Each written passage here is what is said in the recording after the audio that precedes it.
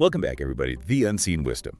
Before we get going too far, if you're enjoying these dives with us, be sure to like, comment, and subscribe. Yeah, always helps to, have more folks along for the ride. For sure. Okay, so the DRC, not our first rodeo here. Right. Right. It's never a simple story. But this time things have gotten really, really messy between South Africa and Rwanda. Oh, yeah. Yeah. Yeah, no kidding. The source material we've got this time is straight from the headlines, and it's painting a pretty tense picture. Lots of finger-pointing, lots of denials, conflicting stories. Almost feels like we're watching a spy movie play out in real time. And the stakes are incredibly high. We're talking about, loss of life, not just soldiers, but civilians too. Yeah. This is a full-blown humanitarian crisis unfolding. Yeah, no question about it. And one that's, it's all tangled up with this whole complicated history and some pretty powerful economic interests. We got to remember the DRC is sitting on a treasure trove of minerals. We're talking gold, coltan. The list goes on. These resources have been fueling conflicts for decades. Various groups, both inside and outside the country, all trying to grab a piece of the pie. So it's not just about, old grudges or political power grabs. It's about who gets to profit from these valuable minerals. And that just adds another layer of complexity to South Africa and Rwanda's involvement. Exactly. South Africa officially went in as part of the UN peacekeeping force, right? Their mission is to neutralize the negative forces and try to bring some peace and stability back to the region. But the SANDF, their boots on the ground are now facing attacks, and the source material is suggesting it might not be as straightforward as it seems. Yeah, it's kind of a head-scratcher, isn't it? The SANDF are there to keep the peace, but they're being targeted. And Rwanda is pointing the finger at them, saying they're siding with the FDLR, a group Rwanda sees as a huge threat. And then there's this whole question of, did South Africa threaten Rwanda with consequences if they didn't back down? Conflicting reports, conflicting accounts. It's tough to figure out what to believe. It's a tangled web, no doubt. Yeah. And that's what makes this deep dive so important. We got to try to unravel those threads, examine the evidence, ask the tough questions. Absolutely. Like, is the SANDF actually caught in a trap, like some people are saying? Yeah. Did they go in with one intention, peacekeeping, and end up in a situation where they're being pulled into a much bigger conflict? Yeah, it's definitely a possibility. And these conflicting stories coming from both sides, South Africa and Rwanda, make it really hard to figure out what the truth is. And it makes you wonder, should we be questioning the information coming from those who maybe haven't always seen eye to eye with South Africa? Is there a chance that some of this information is being twisted to destabilize the region and undermine South Africa's role in the peacekeeping effort? It's a valid question. We can't just ignore the possibility that some folks might be spinning the narrative to suit their own agendas. Gotta stay sharp and try to see the motives behind the information we're getting. Exactly. And that brings us to the big question. Is President Ramaphosa being truthful about his conversations with President Kagame? Rwanda stood up accusing him of lying, of secretly supporting the FDLR. Those are some serious accusations, especially on the world stage. No doubt about it. And then you add to that the lack of clarity surrounding the deaths of those SANDF soldiers. Rwanda says Ramaphosa admitted the Congolese army was responsible. South Africa denies he ever said that. It just adds another layer of confusion. It's like walking through a minefield of misinformation. Every step could set off an explosion of more conflict. Which is exactly why we got to tread carefully here and look at every piece of information with a critical eye. Okay, so let's address the elephant in the room, the Rwandan genocide, and the impact it's had on the entire region. Right. The genocide, a horrific event that claimed hundreds of thousands of lives, it casts a long shadow over the DRC. The fact that those Hutu militias fled to the DRC after the genocide, it's a constant source of tension and insecurity, especially for Rwanda. And it's directly tied to the current conflict because Rwanda sees the FDLR, a group with ties to those responsible for the genocide, as a major threat. Their presence in the DRC just creates a powder keg, fuels mistrust and fear. It's really important to grasp that for Rwanda, the FDLR isn't just some abstract threat. It represents a deep historical wound, a constant reminder of a traumatic past. And that context is crucial for understanding why Rwanda reacts so strongly to any perceived support for the FDLR, including these accusations against South Africa. Exactly. For Rwanda, this isn't just military strategy. It's about national security and preventing another genocide. They see any form of support for the FDLR as an existential threat. And it makes the whole question of the SANDF's presence in the DRC even more complicated. Are they there just as peacekeepers, or are they, as Rwanda claims, getting tangled up in a conflict that's deeply rooted in the aftermath of the Rwandan genocide? That's the question we need to dig into. And to do that, we need to understand exactly what roles South Africa and Rwanda are playing in this conflict. Okay, so let's start with South Africa. What's their official mandate in the DRC, and how has that changed over time? Well, officially, the SANDF is deployed as part of the United Nations Organization Stabilization Mission in the Democratic Republic of the Congo, or MONUSCO for short. Their mandate is to protect civilians, support the Congolese government in their efforts to stabilize the country, and help implement the peace agreement. So they're basically there to keep the peace and prevent more violence. In theory, yes. But in reality, it's a whole lot messier. The DRC is a huge country with a ton of different armed groups, each with our own goals and interests. And limited resources, right? I mean, how can a peacekeeping force effectively manage such a complex and volatile environment, especially when they're facing accusations of bias and potentially being drawn into a conflict they were meant to prevent? It's a massive challenge, and that's where the question of the SANDF's preparedness comes into play. Right, we have those conflicting reports about their ammunition supplies. The Minister of Defense says they're well equipped, while the Deputy Minister of Defense claims they're running low. What are we supposed to make of that? It definitely raises some red flags about their operational capacity. If the SANDF really is short on ammo, it could seriously impact their ability to carry out their peacekeeping duties and put their soldiers in danger. And it could fuel this perception that South Africa isn't fully committed to its role in the DRC, which could embolden groups like the M23 and escalate the conflict even further. Exactly, and it raises the question of whether the SANDF was adequately prepared for the complexities of this mission in the first place. Were they aware of the potential for becoming entangled in a conflict with deep historical roots and powerful vested interests? And if they were, what steps did they take to mitigate those risks and keep their soldiers safe? Those are questions that need answers, especially given the accusations that the SANDF has been lured into a trap, a situation where they're being targeted not just as peacekeepers, but as participants in a conflict they were sent to resolve. All right, so we've talked about South Africa's role, but what about Rwanda? What are their goals in the DRC, and how do they view the SANDF being there? Well, as we've discussed, Rwanda's main concern is the FDLR and the danger they pose to their national security. Right, and they see the SANDF's alleged support for the FDLR as a direct threat to them. Exactly. From Rwanda's point of view, any engagement with or support for the FDLR, even if it wasn't intentional, is unacceptable. And that's where the accusations of President Ramaphosa lying and the diplomatic fallout come into play. Absolutely. Rwanda takes these accusations very seriously, and they've made it clear they won't put up with any perceived support for the FDLR. So where does that leave us? We have two countries with completely different stories, accusations of lies and hidden agendas, and a peacekeeping force possibly stuck in the middle of a conflict they were supposed to prevent. It's a complicated and dangerous situation, to say the least, and it brings up a really fundamental question. How do we make sense of these conflicting narratives and find a path toward peace when the foundation of trust has been completely shattered? That's a great question, and one that we'll explore further in the next part of our deep dive. Yeah, we'll dig deeper into the evidence, analyze the potential motives behind the accusations, and examine the potential consequences of this escalating conflict. Stay with us, folks. It's about to get even more interesting. It's a tough line to walk, isn't it? Trying to separate the truth from the propaganda, especially when everyone's on edge and accusations are flying left and right. It really is. It's like we're putting together a puzzle, trying to figure out what happened, who's involved, and what their motives might be. And every piece we find just seems to create more questions. Yeah, that's pretty typical with conflicts like this one. There are so many layers, so much history, and different groups with their own interests. It's rarely a simple black and white situation. And it's the people of the DRC who are paying the highest price. They're the ones caught in the middle, their lives turned upside down, their futures uncertain. It's easy to get lost in all the geopolitical maneuvering and forget about the human cost of this conflict. Oh, absolutely. The humanitarian crisis in the DRC often gets overshadowed by the political drama, but it's a stark reminder that real lives are on the line.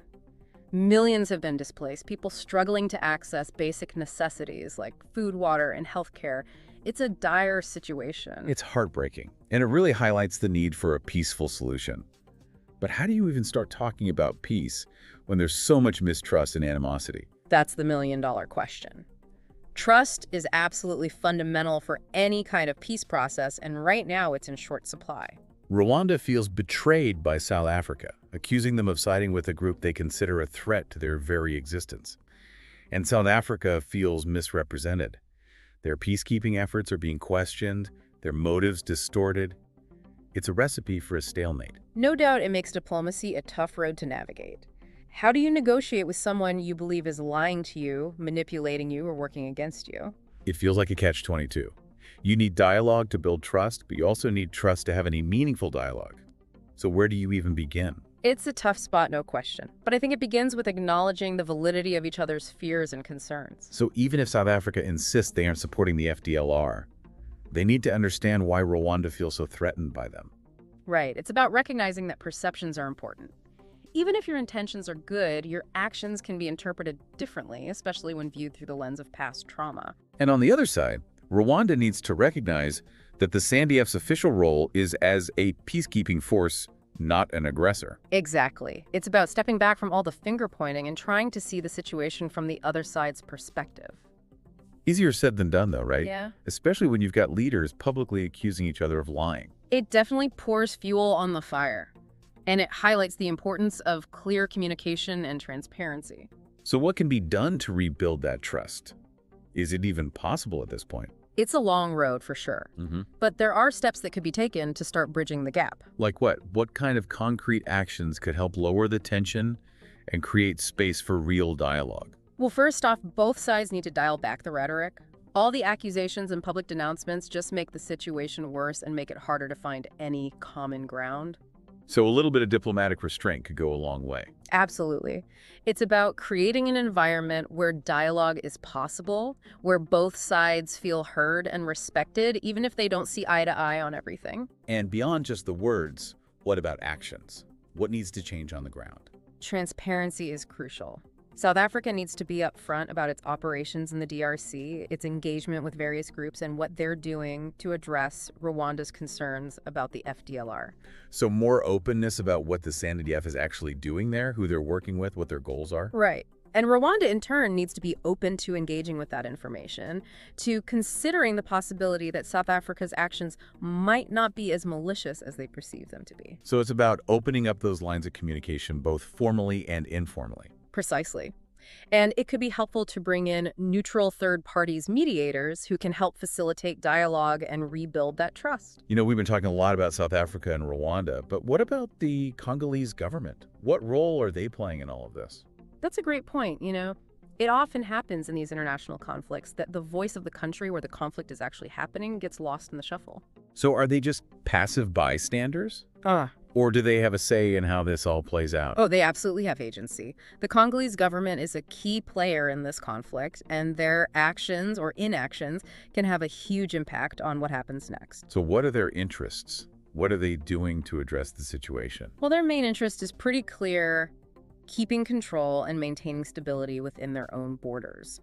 They're facing a lot of challenges: armed groups, economic instability, political divisions. It's a lot to juggle. And they're walking a tightrope, aren't they? Yeah. Trying to keep good relationships with both Rwanda and South Africa while asserting their own sovereignty. Exactly. It's a delicate balancing act. They need the support of the international community, including those peacekeeping forces like the SANDF, but they also need to be careful about becoming too reliant on outsiders. So it's about finding that sweet spot, that balance between cooperation and independence. Precisely. And it's about making sure their own voice is heard, that their own interests are represented in any peace process. And that brings us back to the issue of trust. It's not just about trust between Rwanda and South Africa. Yeah. It's about trust between the Congolese government and the international community. And maybe most importantly, trust between the government and its own people. You're absolutely right.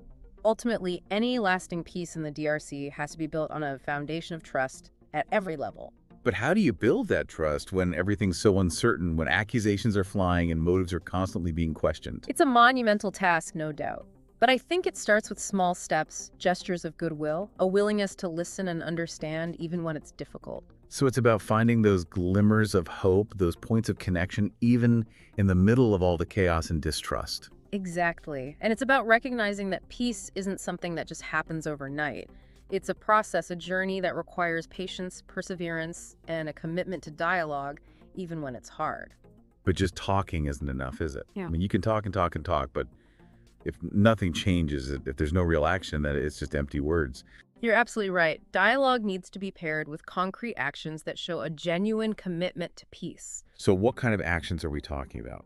What needs to happen on the ground to move beyond the rhetoric and start building a more lasting peace? Well, the first thing is there has to be a stop to the fighting. The violence needs to end. So a ceasefire, a cooling off period where both sides can step back from the brink. Exactly. And that ceasefire needs to be backed up by a commitment to dialogue to tackling the root causes of the conflict. And those root causes are complex, right? It's not just about the FDLR. It's about the legacy of the Rwandan genocide, the competition for resources, the political instability, the lack of trust between communities. It's all connected. And to address those root causes, you need a multi-pronged approach. So what would that look like? What are some of the key elements of that approach? Well, it starts with security sector reform.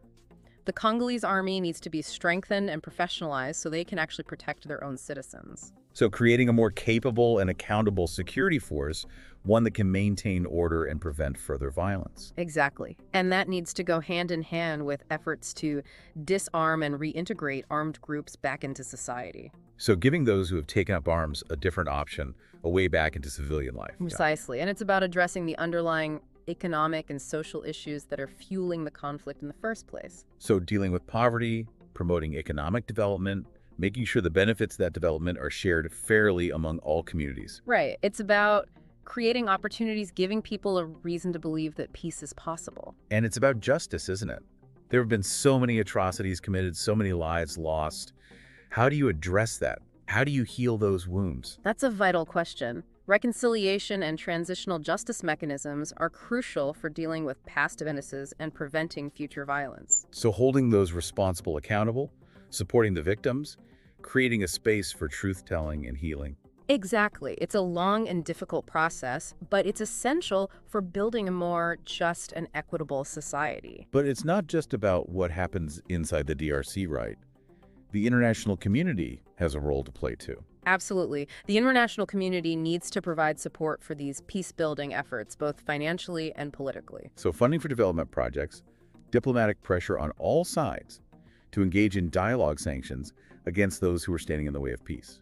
Right, and it's about ensuring that international actors, including big corporations, are acting responsibly in the DRC and not contributing to the conflict. So holding those who are profiting from the DRC's resources accountable for their actions and making sure their business practices aren't making the conflict worse. Exactly. It's about recognizing that peace is a collective responsibility, a shared goal that needs commitment and cooperation from everyone involved. So it's about building a coalition for peace, a network of people both within the DRC and internationally who are all working together to create a more stable and prosperous future. Precisely. And it's about remembering that even though the challenges are huge, there are also opportunities for progress. It's about focusing on those opportunities, those glimmers of hope, and working hard to make them a reality. Well said.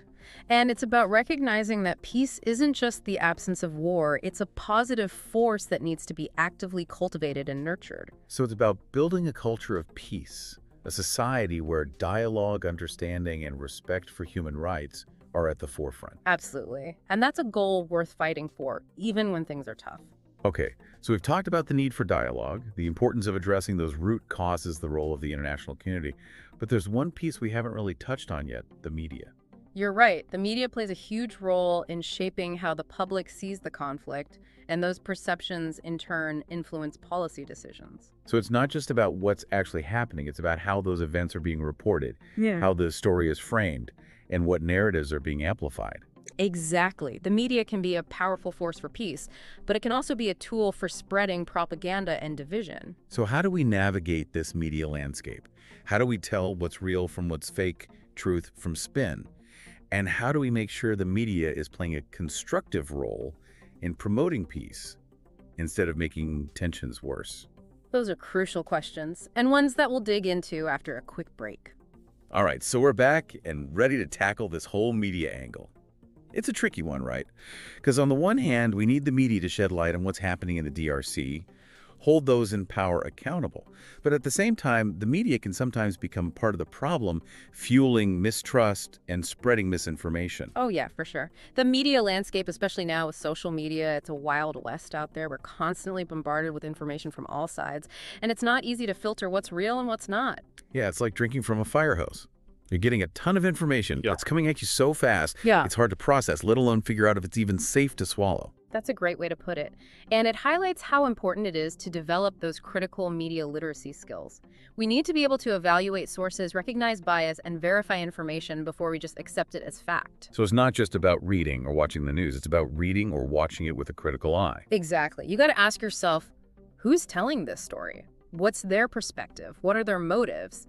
And maybe most importantly, what's missing from this story? Because a lot of times what's left out can be just as telling as what's included. That's right. And that's why it's crucial to get your news from a variety of sources. Don't just rely on one news outlet or one perspective. Seek out different voices, including local media outlets from the DRC itself. So get out of your echo chamber, step outside your comfort zone, Right. and expose yourself to different viewpoints. Right. And watch out for stories that are loaded with emotional language, sensational headlines, or claims that can't be verified. Those are often signs that the information is being presented in a way that's meant to manipulate your emotions rather than inform you. It's about being aware of the tactics that are used to influence public opinion. Things like framing selective reporting and using emotionally charged language. Exactly. And it's about being skeptical, not cynical, but skeptical. Don't just blindly accept everything you read or hear. Question it, challenge it, and do your own research. It's about being an active participant in the information landscape, not just a passive consumer. Well said. And I think that's a key takeaway from this whole deep dive. The situation in the DRC is complex, the information is often contradictory, and there are no easy answers. But we, as informed citizens, have a responsibility to engage with this information critically, to question the narratives that are being presented to us, and to demand that our leaders take action to address this crisis. So it's not about finding the answer, it's about asking the right questions. Precisely. It's about staying curious, staying informed, and staying engaged. And recognizing that we all have a part to play in creating a more peaceful and just world. Absolutely. Our choices matter, our actions have consequences, and even small gestures can have a ripple effect. So let's not underestimate the power of our collective voice. Let's speak out against injustice.